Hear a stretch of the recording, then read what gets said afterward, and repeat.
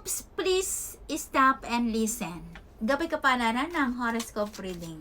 Kung ikaw ay naguguluhan ka, or meron kang something na pinangangambahan mo, or marami ka mga katanungan, nagpapagulo sa iyong kaisipan, na ikaw ay nalilito ka, naguguluhan ka, hindi mo ba alam kung anong itong ipaprioritize mo, or ano ba ang uunahin mo, or anong pipiliin mo? Maaring naman itong gabay kapalaran na ito ay maaring tumpak sa iyong gabay kapalaran. So, makinig ka. Saglit lang ito.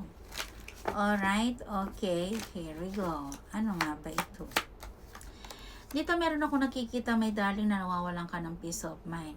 May mga possibility na dito ay merong mga toxic, mga evil eye, or mga taong dito ay pinipilit kang binabatikos, or something na binababa kang pababa, or something na dito ay malungkot ka sa kinalalagyan ng kinalalagyan na meron ka, at dito rin meron din something na kalungkutan sa iyong naganap ito sa inyong pamamahay, or malungkot ka sa lugar na kung saan ka naroroon.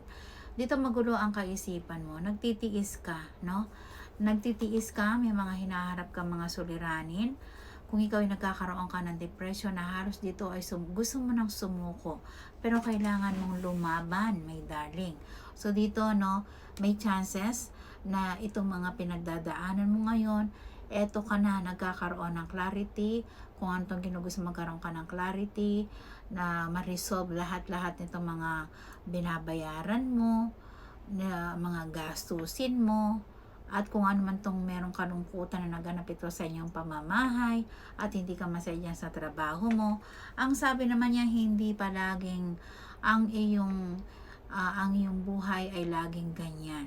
So, kapag merong simula, may wakas. Kung ano man yung mga pinagdadaanan mo na ginugusto mo nang mawakas na, yung mga pagtitiis mo at paghihirap mo, yan daw mangyayari. At kung ikaw ginugusto mo na magkaroon ka ng kalayaan, kasi dito meron kang hindi mo to inaasahan na magandang balita na resulta, ito yung magiging susi upang makarecover ka, at or else kung ikaw meron kang hinihintay na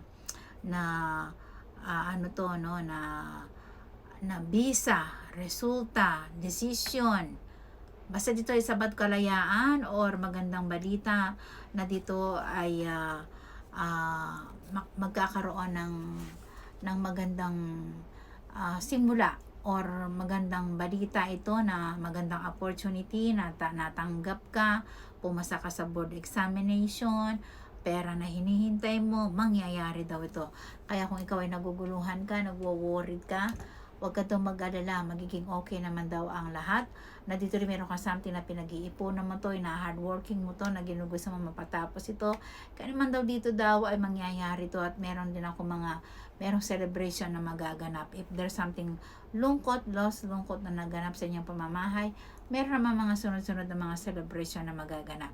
Okay, yan lang muna ang nagbabagang balita ng horoscope reading. Muli si Lady Diyosa ng Kagandahan ang nag-uulat. Thank you sa panonood. Hanggang sa muli, and goodbye!